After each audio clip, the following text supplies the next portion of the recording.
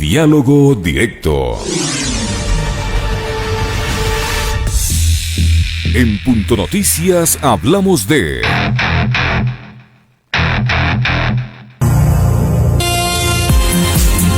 El ex asambleísta e investigado por presunta delincuencia organizada Daniel Mendoza reveló una supuesta estructura del reparto de los hospitales públicos en el Ecuador. En el centro ubica a la ministra de Gobierno María Paula Romo y a su alrededor aparecen los nombres de asambleístas del movimiento oficialista Alianza País y de las bancadas de los legisladores independientes. El medio digital La Posta transmitió el 26 de agosto un organigrama que habría sido entregado por Mendoza a la Fiscalía General del Estado, la cual lo investiga por irregularidades en las contrataciones del Hospital Pedernales. Esta filtración podría provocar que dichas pruebas queden fuera del proceso por violar la cadena de custodia. Vía telemática nos acompaña el abogado penalista Jorge Luis Ortega para analizar el tema. Bienvenido.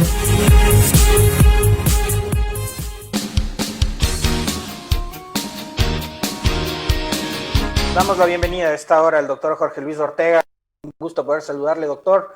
De entrada, ¿no? La pregunta que nos plantea la nota que era la apertura de esta entrevista, ¿qué pasa con estos documentos o estos datos que fueron objeto de una filtración y de una publicación en medios digitales? ¿Pueden o no ser materializados, pueden o no ser judicializados en un proceso de ser el caso? Bienvenido, buenos días.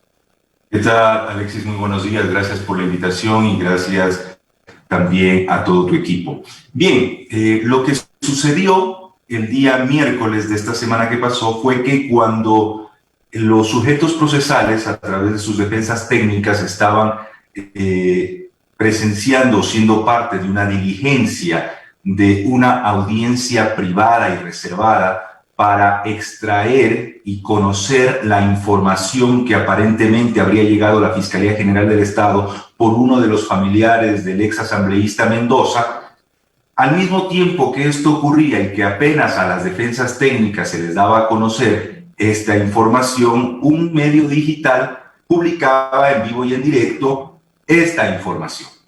Lo que llamó la atención a los abogados defensores, y en particular a quien tiene la palabra, porque si se trata de una audiencia reservada, si se trata de una audiencia privada en la que apenas están dando a conocer la información presentada por cualquier medio, sea un celular, un dispositivo electrónico, un disco duro, etcétera, la Fiscalía General del Estado la está poniendo en consideración a los sujetos procesales a través de una audiencia privada y reservada, en la que incluso se nos toma juramento a los sujetos procesales y a los peritos que van a realizar la experticia para que no se divulgue la información que ahí se contiene.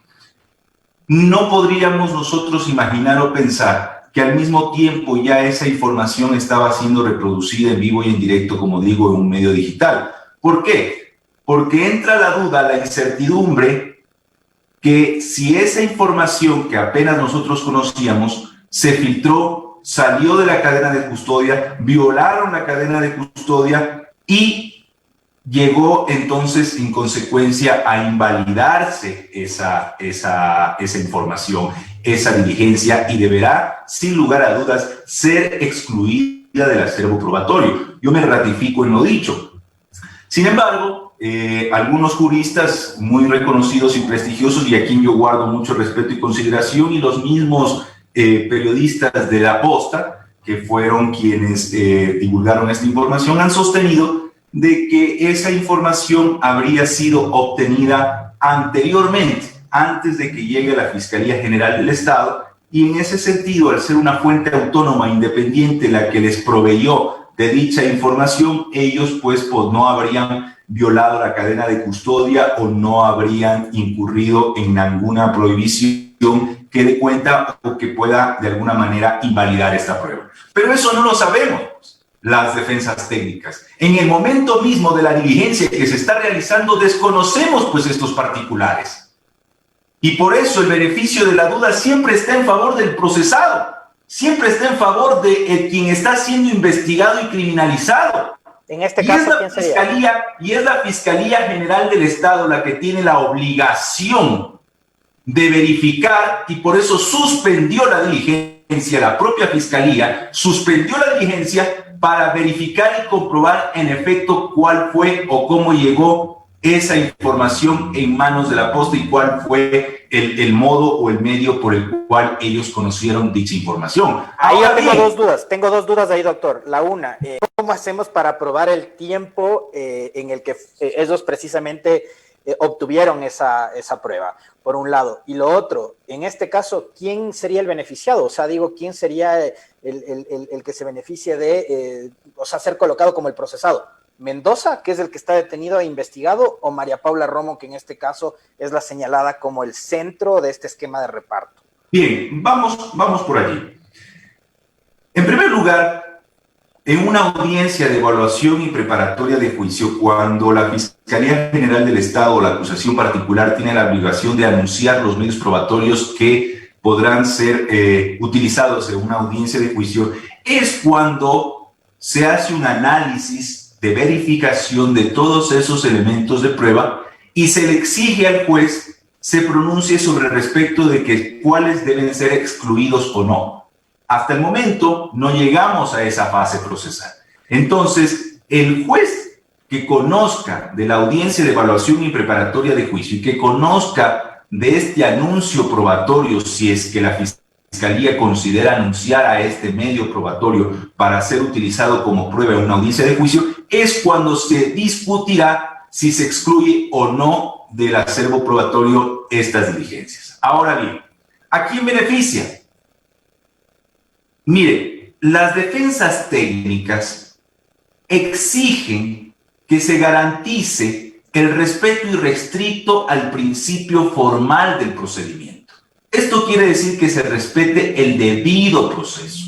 Independientemente de quién beneficie o no, nosotros como defensas técnicas en un proceso penal debemos garantizar que todas las pruebas que se pretendan presentar en juicio deben ser adquiridas de manera lícita, de manera legal, cumpliendo con todo lo establecido en un librito que se llama Código Orgánico Integral Penal y en un librito más pequeño aún que se llama Constitución Política de la República. Entonces, si esto afecta a la acusación o beneficia a los procesados, es independiente. Aquí se respeta la ley, se respeta la Constitución para garantizar un juicio justo. Porque esto, ¿qué representa, Alexis? No solamente representa que se pueda beneficiar a un procesado o a una persona a la que se mencione en particular y en concreto a la ministra de Gobierno. Esto garantiza que una investigación seria no deje en la impunidad a los verdaderos responsables, pero tampoco criminalice, procese y juzgue a inocentes, que es lo más grave. Entonces, en ese sentido, Alexis, yo considero que si bien es cierto, se ha dado algunas y vastas explicaciones sobre respecto del manejo de cadena de custodia y cuándo podría invalidarse o excluirse una prueba, pero no es menos cierto que tenemos que aterrizar al caso en concreto, al expediente en concreto. Y quienes somos parte como defensas técnicas de ese proceso, conocemos y entendemos lo que está pasando en realidad en el proceso y no lo que se dice por fuera, porque ese es el problema que se presenta en este tipo de casos. Que una cosa es lo que se dice en los medios de comunicación y otra cosa es lo que realmente está pasando en el proceso, y eso ocasiona incertidumbre y desinformación a la ciudadanía. Pero eso es lo que han hecho durante estos últimos 3 años, pues, doctor. Se han llevado los procesos de forma paralela. Uno en los sets de televisión y de radio y en los titulares de prensa, y otro el que ocurre dentro de los tribunales y de las salas penales, ¿no? ¿Sabrán responder las autoridades que han hecho estos procesos mediáticos? ¿Sabrán responder y sabrán ellos evaluar si fue lo más apropiado o no? Si con eso garantizaron una investigación objetiva e imparcial o aseguraron una sentencia basada solamente en una información mediática. Ellos tendrán que responderlo tarde o temprano. Lo importante y lo que la ciudadanía debe conocer y entender es que toda diligencia y todo medio de prueba debe pasar por un filtro de autenticidad, verificación de identidad y estado original. Entonces, ¿cómo es posible que ahora nosotros creamos que varios meses después de haber sido detenido el señor exasambleísta Mendoza, aparezca un cuadrito en el que la ubiquen a la señora ministra de Gobierno, que dicho sea de paso, no es que yo sea abogado defensor de ella, ni mucho menos. Pero yo creo que sí se debe respetar y se debe respetar primero el sentido común y la inteligencia de las personas. Y luego garantizar la lealtad procesal en una investigación. Porque lo que se pide y lo que se exige a la ciudadanía es una adecuada decisión por parte del juzgador. Y para que un juzgador tenga una adecuada decisión, los sujetos procesales tenemos que actuar con absoluta lealtad procesal. Entonces, ¿cómo es posible que ahora, varios meses después de haber sido detenido, aparece un cuadro en el que la ubican a la señora ministra en el centro de esta supuesta organización, con fotografías, con nombres, números de cédula, teléfonos? Por favor. O sea, yo creería que esto también es un poco jugar con la inteligencia. Y esto hace un símil a lo que ocurrió en el caso Arroz Verde, que también soy parte como abogado defensor de uno de los coprocesados. En el caso Sobornos o Arroz Verde ocurre que Laura Terán hizo un esquema similar y que apareció un cuaderno escrito durante un viaje de media hora con cifras, con una precisión pero milimétrica, ¿no? Entonces, por favor, lo que se le exige, lo que la ciudadanía exige en general y los abogados defensores en particular, es que se respete y garantice el debido proceso con unas investigaciones objetivas, veraces, transparentes. Lo que pretende ahora el señor Mendoza, y lo dije desde un inicio cuando llegué a este proceso como abogado defensor del exasambleísta Eliseo Azuero, lo dije en mi primera intervención. Lo que busca este ciudadano es pretender hacerse pasar como colaborador eficaz, hacerle que se coma el cuento la Fiscalía General del Estado de que es colaborador eficaz para beneficiarse de una rebaja de una pena, cuando eso definitivamente la Fiscalía debe rechazar y nosotros como defensas técnicas y la propia judicatura deberá desechar cualquier tipo de insinuación o que se pretenda establecer que existe cierta colaboración eficaz, porque no hay tal colaboración eficaz, porque ya la Fiscalía no necesita de esa colaboración eficaz, porque la Fiscalía en su investigación seria y objetiva, de la que está obligada a hacerlo, deberá establecer quiénes o cuáles son las personas que participaron en estos hechos y no necesita que una persona privada de la libertad se comience a establecer cuadritos, colocar fotos y poner a quien le dé la gana en esa supuesta organización, lo cual está pretendiendo incluso desestabilizar a un gobierno que ya está por irse.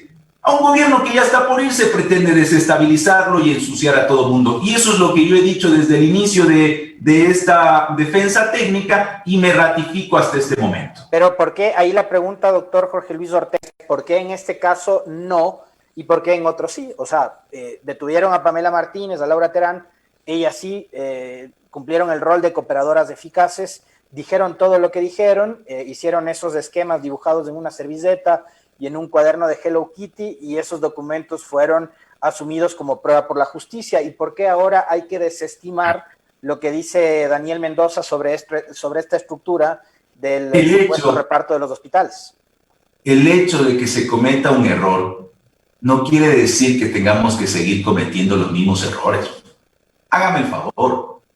¿Qué juez, alejado de la política y del calendario electoral, va a dar valor y credibilidad a estos cuadernos y a esta colaboración eficaz de Pamela Martínez y Laura Terán? Hágame el favor. Entonces, no podemos seguir cometiendo los mismos errores, porque mañana aparece un cuadrito en el que Alexis Moncayo y Jorge Luis Ortega se han confabulado y han establecido una estructura para perjudicar o beneficiar a X persona, y entonces la fiscalía tendrá que darle el valor, como aparentemente creen hacer creer que tiene que darle el valor de estos cuadros o de esta información, porque ya llegó y simplemente porque hay una persona privada de la libertad que quiere colaborar y entregar esa información, ya tendremos que darle por acreditado todo lo que él dice. No, yo creo que la fiscalía tiene mayores y mejores elementos tecnológicos, científicos, técnicos y académicos para llegar ella por sí a una investigación seria y encontrar a los verdaderos responsables y participantes del delito por el cual se está investigando.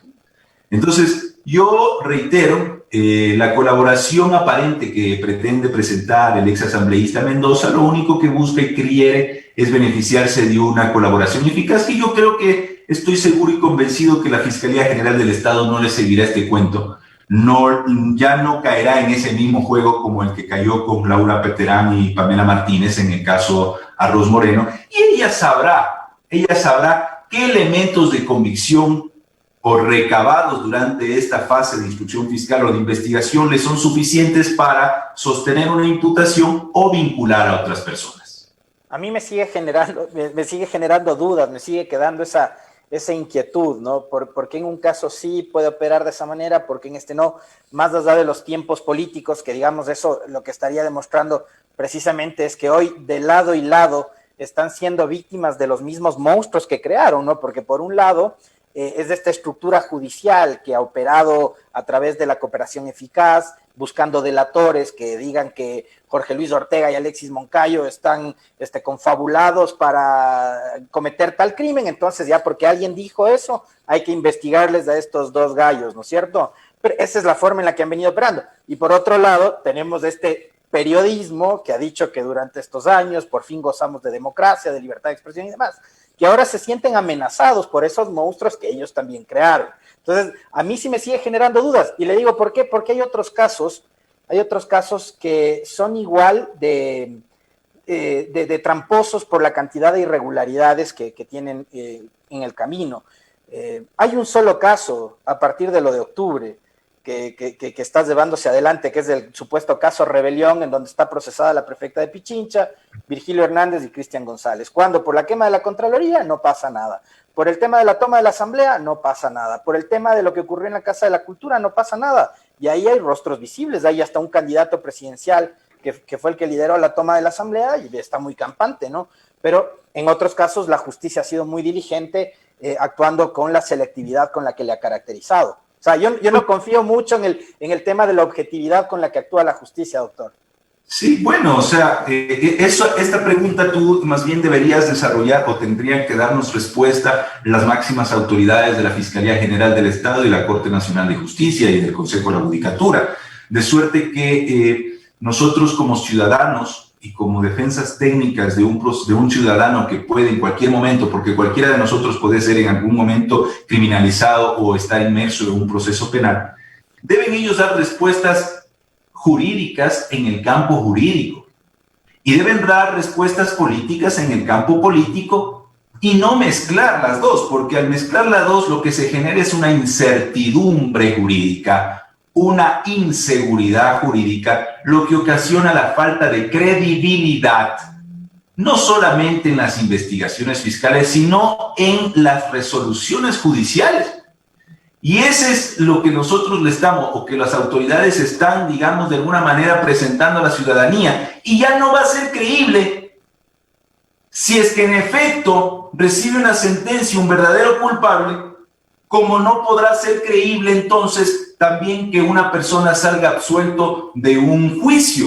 Entonces, miren lo grave que se ocasiona cuando se mezcla el campo político con el campo jurídico y se permite de alguna manera no solamente el derecho a la información o la libre expresión está garantizado sin lugar a dudas, pero también tenemos que ser cautelosos sobre respecto de quienes en el fondo manejan los medios de comunicación, no a los periodistas, porque los periodistas son seres humanos y son profesionales en su rama. pero también nosotros tenemos que dar cuenta sobre el respecto de que existen ciertos otros poderes que de alguna u otra manera influyen también.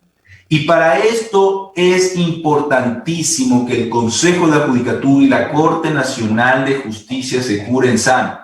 Y si realmente quiere que se transparenten los procesos, que se abran las audiencias para los medios de comunicación y que las audiencias y los juicios sean públicos y de transmisión en vivo y en directo a través de los medios de comunicación, porque esa será la única forma en la que se va a garantizar que lo que se dice en una audiencia y lo que pasa en un proceso judicial realmente sea lo que informan los medios de comunicación y no lo que dice una parte y dice otra.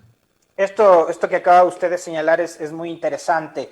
¿Por dónde pasa, doctor? ¿Por reformar la ley de la función judicial, el Código Orgánico de la Función Judicial? ¿Por dónde pasa el que se pueda permitir que se transmitan precisamente y se hagan públicos los procesos judiciales?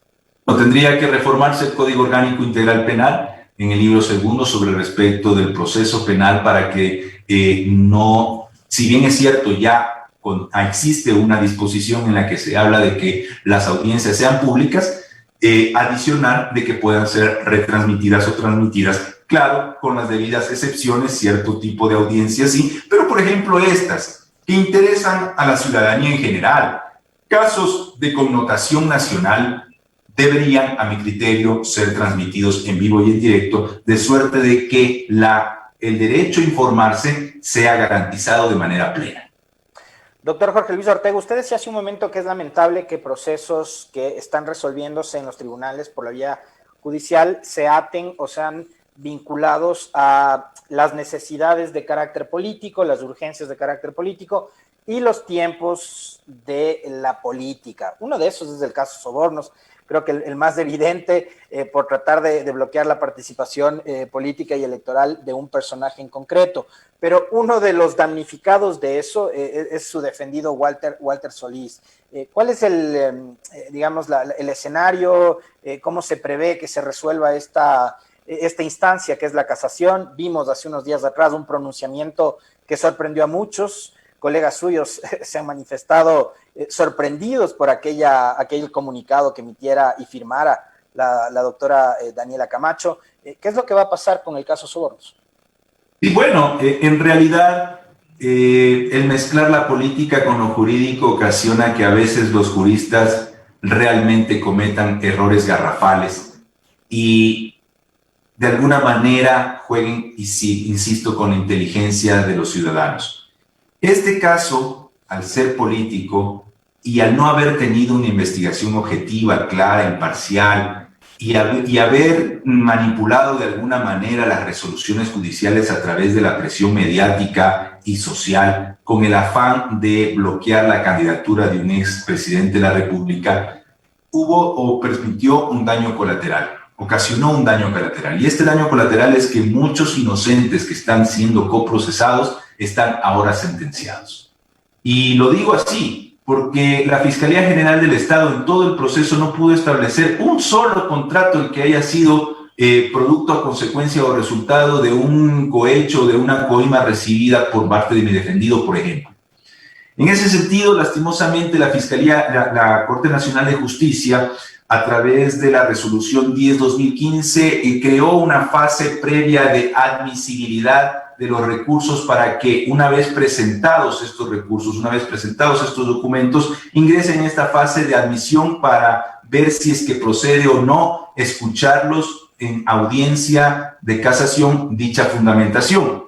En el caso del ingeniero Solís y de algunos otros coprocesados no se dio paso a esta fase de admisión, es decir, que nosotros no podemos participar dentro de la audiencia oral de fundamentación del recurso de casación, lo cual ya viola a todas luces el principio de oralidad en el que se sostiene el sistema jurídico en nuestro país y también el derecho a la defensa.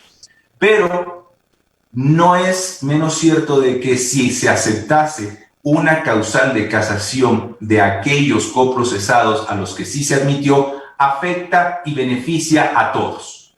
Entonces nosotros estamos en la espera de la realización de esa audiencia que tengo entendido es el 3 de septiembre, tal vez se dé o tal vez no se dé en función de que uno de los de los jueces presentó su excusa en función de que hubo un voto salvado. Recuerden ustedes que 2 jueces dijeron que no se admitían ciertos recursos de casación, entre ellos el de mi cliente, y otro juez manifestó que sí se lo admitía. Entonces, ni siquiera ellos tienen una unificación de criterios sobre respecto de admitir o no un recurso.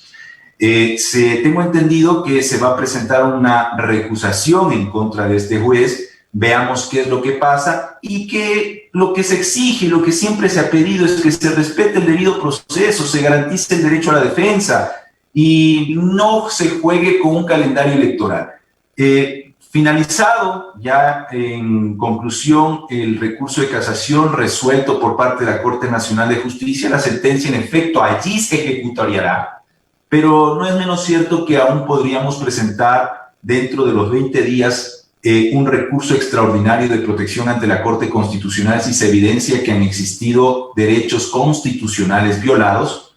Y por otra parte, no es menos cierto también que el Sistema Interamericano de Derechos Humanos también podríamos nosotros acudir como defensas técnicas para establecer que se han violado los derechos establecidos en la Convención Americana, de la cual el Ecuador es parte. Muchísimas gracias, doctor Jorge Luis, por haber aceptado este diálogo. Nos ha quedado bastante claros sus criterios técnicos, jurídicos, con respecto de la validez o no de esos documentos o esa información que se filtró y que fue publicada en días pasados y que corresponderían a este supuesto caso que es bochornoso, ¿no? El reparto de los hospitales. Me queda claro también su criterio con respecto de cuál debería ser el manejo de las audiencias judiciales, que deberían ser públicas, y obviamente compartimos el criterio de que los procesos judiciales no deben atarse a la velocidad o al ritmo de la política, porque sin lugar a dudas pues van pagando justos por pecadores en el camino. Muchísimas gracias al doctor Jorge Luis Ortega por haber aceptado esta entrevista. Ingrese a nuestro sitio Facebook, Pichincha Comunicaciones.